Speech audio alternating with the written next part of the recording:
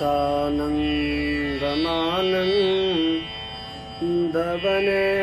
वसन्तम् आनन्दकन्दं रतपापविन्दम् वाराणसीनाथ मम नाथ नाथं श्रीविश्वनाथं शरणं प्रपद्ये।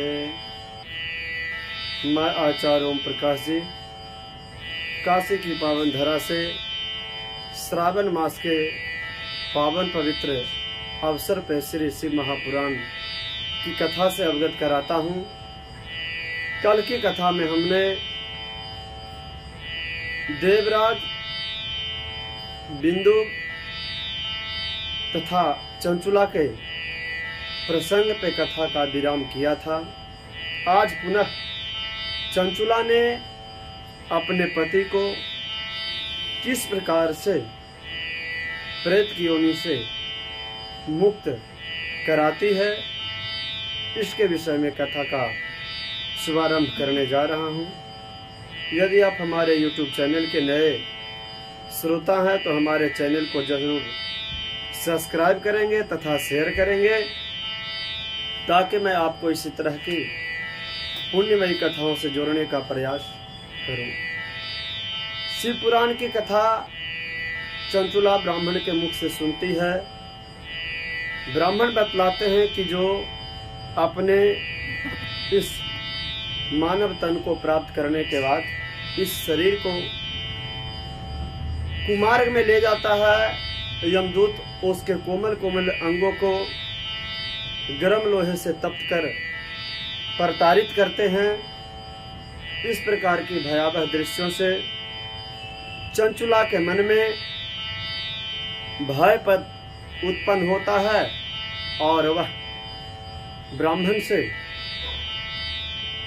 क्षमा मांगते हैं कि प्रभु, हमने नहीं जाना कि गलत कार्य करने का इतना बुरा नतीजा होता है, परंतु अब हमारे जीवन में वैराग्य आ गया और मैं अब इस तरह का कार्य नहीं करूंगी।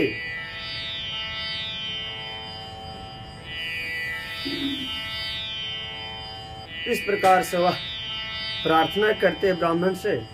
ब्राह्मण कहते हैं कि ठीक है, कोई चिंता की बात नहीं है। जब मानव प्रायश्चित कर लेता है तो प्रायश्चित से बढ़कर कोई औषधि नहीं। इस प्रकार से चंचुला के भय को ब्राह्मण बतलाकर उसे भयाक्रांत से शिव भक्ति में किस प्रकार प्रीति प्राप्त हो, इस प्रकार की कथा में उसको प्रवेश कराते हैं, बतलाते हैं। ब्राह्मण कहते हैं कि सुनो ब्राह्मण पत्नी, तुम डरो मत। भगवान शिव के शरण में जो चला जाता है उसे किसी प्रकार का भय नहीं रहता है। पश्चातापः पाप कृताम पापाम नास्कृतिः परा सर्वेषां वर्णितं सिद्धं सर्व पाप विशोधिनी। ब्राह्मण कहते हैं कि सत्पुरुषों के लिए पश्चाताप पाप को शोधन करने की सबसे बड़ी औषधि है। यदि अपने पापों का पश्चाताप मानव कर ले और सत्पुरुषों का संग कर ले तो सज्जनों का, सत्पुरुषों का किए गए पापों का शमन हो जाता है, ऐसा शास्त्रों में आदेश है। जिस प्रकार हम दर्पण को प्रतिदिन साफ करते हैं, पोंछते हैं तो साफ हो जाता है, ठीक उसी प्रकार यदि हम प्रायश्चित कर लेते हैं तो मानव के किए गए पापों का समापन हो जाता है, निर्मल हो जाता है, चित्त निर्मल हो जाता है। ऐसा इसमें किसी प्रकार का कोई संशय नहीं है। इस प्रकार से बतलाते हैं। सर्वेषां श्रेयसां बीजं सत्कथा श्रवणं निराम यथा तवर्तं समाराध्यं भगवन्धगदापहम्। इस प्रकार उत्तम कथा श्रवण समस्त मनुष्यों के लिए कल्याण का बीज है। जो शिव भक्ति से वंचित है, जो शिव से द्रोह करता है, शिव में प्रीति नहीं करता है, तद विहीनम पशुर्गेयो मया बंधन शक्ति संसार बंधना नैव मुक्तो भवति मानव। जिसका भगवान में प्रीति नहीं है, शाम सदा में लगाव नहीं है, वह साक्षात पापी मनुष्य है और वह पशु के समान है। इस प्रकार बतलाते हैं। सूत जी कहते हैं कि शिव भक्त ब्राह्मण मौन हो जाते हैं और उसके हृदय में करुणा से आर्द्र हो गया और वह चिच्युत भगवान महात्मा भगवान शिव का ध्यान मग्न हो गया।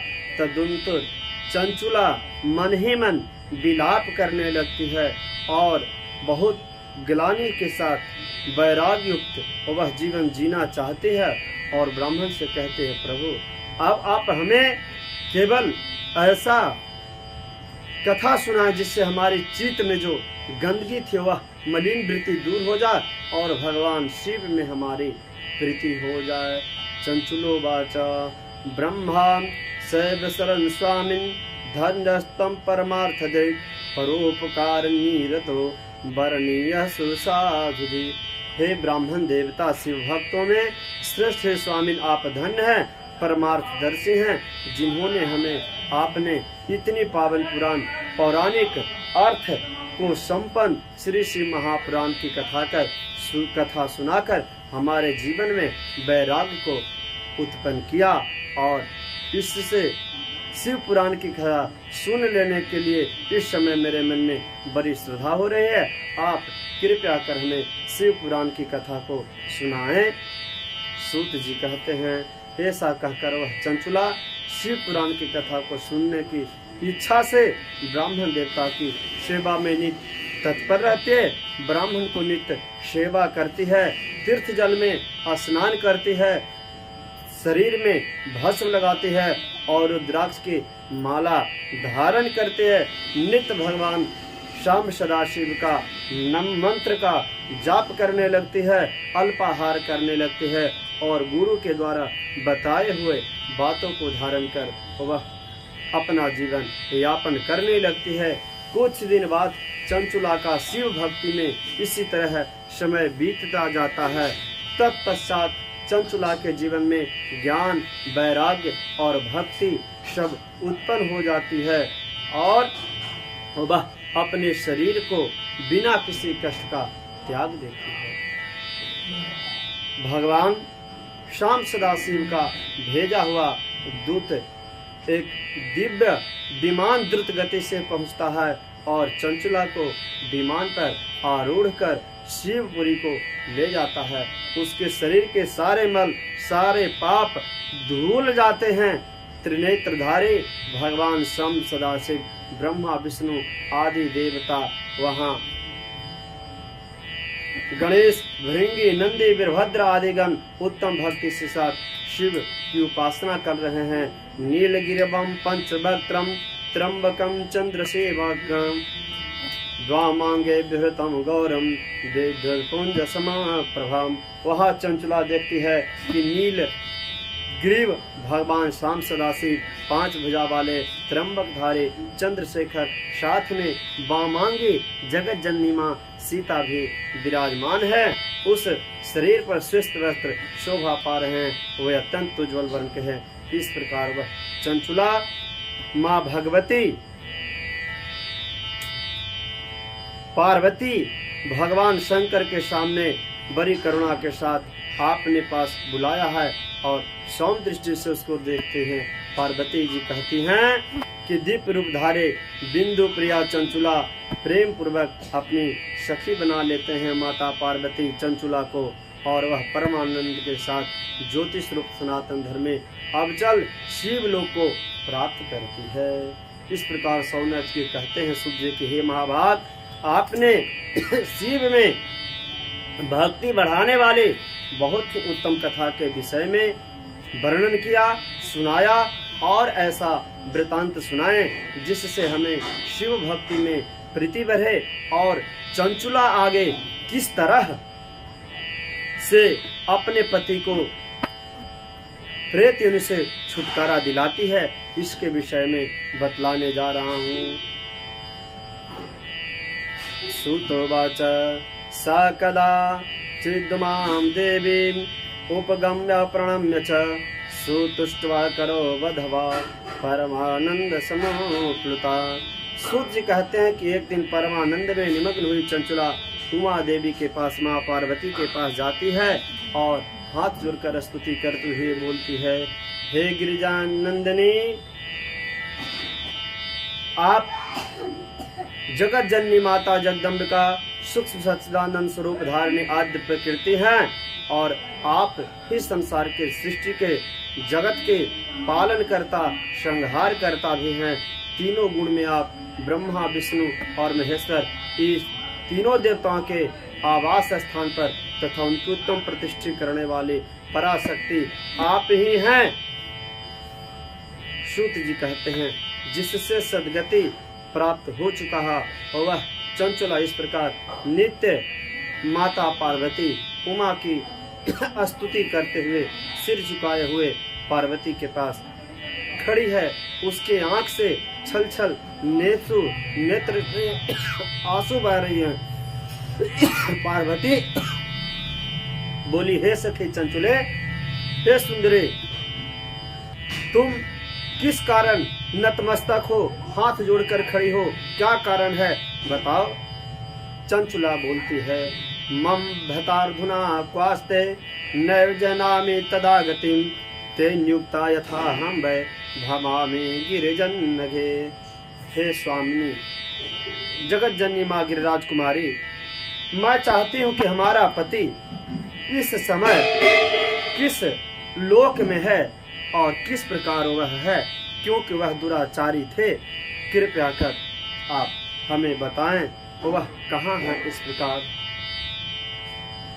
चंचुला का यह वचन सुनकर नीति बत्सला हिमालय पुत्री पार्वती देवी अत्यंत प्रसन्न होती हैं और उत्तर देती हैं। गिरिजा कहती हैं, श्रुते भरता बिंदुगा हे महापापी दुराशय वेश्या भोगी महामूढ़ो मृत्ता तम स नरकम गतः। गिरिजा कहते हैं कि बिंदुक नाम वाला तुम्हारा पति वह दुराचारी महापापी था। वह सारे पापों को, नरक के दुखों को भोगते हुए वर्तमान समय वह विंध्य पर्वत का नाग है और वह प्रेत की योनि में विंध्य पर्वत पर वायु पीकर रह रहा है, कष्ट को सह रहा है। सूत जी बोलते हैं, हे सौनक, गौरी देवी के बात को सुनकर चंचुला बहुत दुखी होती है और ब्राह्मण पत्नी से वृथित होकर महेश्वर को प्रणाम कर वह चंचुला कहती है, हे महेश्वरी महादेवी, मुझ पर कृपा कीजिए और कृपा कर हमारे पति को जिस प्रकार से भी हो, किसी भी स्थिति में उस प्रेत की योनि से छुटकारा देने का प्रयास कीजिए। ऐसा कोई कर्म कीजिए जिससे उसका प्रेत योनि से उद्धार हो जाए और सद्गति हो जाए। सूत जी कहते हैं कि इस बात को सुनकर भक्त वत्सला पार्वती अपनी सखी चंचुला को कहते हैं, सुनो, यदि तुम्हारा पति शिव महापुराण की पुण्यमयी उत्तम कथा को सुने तो उसकी सारी दुर्गति समाप्त हो जाएगा और वह उत्तम गति को प्राप्त कर लेगा। ऐसा बताते हैं। अमृत के समान मधुर सूक्त गौरी देवी का यह आदर वचन आदर पूर्वक चंचुला हाथ जोड़कर पुनः माता पार्वती से प्रार्थना करती कि हे देवी, जैसे भी हो उसको आप मुक्ति दिलाने का प्रयास करें। चंचुला की प्रार्थना से माता पार्वती प्रसन्न होती हैं और अपने शिव का उत्तम गुणगान करने वाला तुम्बरो नाम के गंधर्व को आदेश देते हैं कि जाओ और विंध्य पर्वत पर महाघोर भयंकर पिशाच रहता है, उसको श्री शिव महापुराण की कथा सुनाओ, जिससे उसकी प्रेत योनि से छुटकारा मिल जाए। पूर्व जन्म में वह पिशाच बिंदु नाम का ब्राह्मण था और वह दुराचारी अपने पत्नी के साथ नहीं अन्य वेश्यागामी होकर वह अपने मूढ़ता के कारण जीवन को अपवित्र कर लिया, जिसके कारण वह नरक में फंसा हुआ है। उसको मुक्ति दिलाने के लिए शिव महापुराण की कथा सुनाओ। इस प्रकार तुम्बरो गंधर्व जाते हैं और उत्तम श्री शिव महापुराण की कथा सुनाते हैं। बिन्नू का शिव पुराण की कथा सुनने से प्रेत योनि से मुक्ति हो जाता है। उसको विमान पे बैठाकर सांब सदाशिव भोलेनाथ के पास लाते हैं और वह सांब सदा शिव के पास बैठाकर तुम्बरों ने उस पिशाच को पांसों में बांधकर आसन पे बिठाया और हाथ में बिना लेकर गौरीपति की कथा यानी शिव पुराण की कथा आरंभ किया। महात्म सहित अर्थात पहली संहिता से लेकर 7वीं संहिता तक शिव पुराण की कथा का स्पष्ट वर्णन कर तुम्बरों ने बिंदु को यह कथा सुनाए, जिससे उसका प्रेत योनि से छुटकारा हुआ और वह त्रिनेत्रधारी शंकर सांसदा शिव लोक को प्राप्त किया। भगवान महेश्वर का यह अद्भुत चरित्र सुनकर वहां पे ऋषि महर्षि भी सब लोग जब जाने कि तुम्बरु गंधर्व यहाँ पे शिव पुराण की कथा सुनाने आ रहे हैं, तो विंध्य पर्वत पे सारे लोग जुटते हैं और शिव महापुराण की कथा को सुनते हैं। सारे श्रोता इस कथा को सुनकर मुक्त होते हैं। साथ ही साथ दिव्य रूप धारे श्रीमान बिंदु भी सुंदर विमान पर चढ़कर अपने प्रियतमा के पास बैठकर सुखपूर्वक आकाश में स्थित परम शोभा पाने लगा। तदंतर वह महेश्वर के सुंदर एवं मनोहर गुणों का गुणगान करता हुआ अपनी प्रियतमा तुम्बरों के साथ शीघ्र शिव धाम में पहुंच गया। यह उत्तम इतिहास श्री शिव महापुराण की कथा, जो समस्त पापों को नाश करने वाला, उमा महेश्वर को आनंद देने वाला तथा अत्यंत पवित्र और उनमें भक्ति बढ़ाने वाला है। जो भी इस शिव महापुराण की महात्म को कथा को सुनता है, एकाग्रचित होकर इसका पाठ करता है, उसके अनेक सांसारिक सुखों का प्राप्ति होता है तथा सारे सांसारिक सुख को भोगकर अंत में शिव लोक को प्राप्त होता है। पुनः आगे की कथा में मैं शिव महापुराण कथा किस प्रकार सुननी चाहिए इसके साथ जोड़ूंगा। आप हमारे चैनल के नए श्रोता हैं तो हमारे चैनल को जरूर सब्सक्राइब करेंगे, शेयर करेंगे। साथ ही साथ कल से हम लोग विदेश्वर संहिता में भी प्रवेश करेंगे। हर हर महादेव।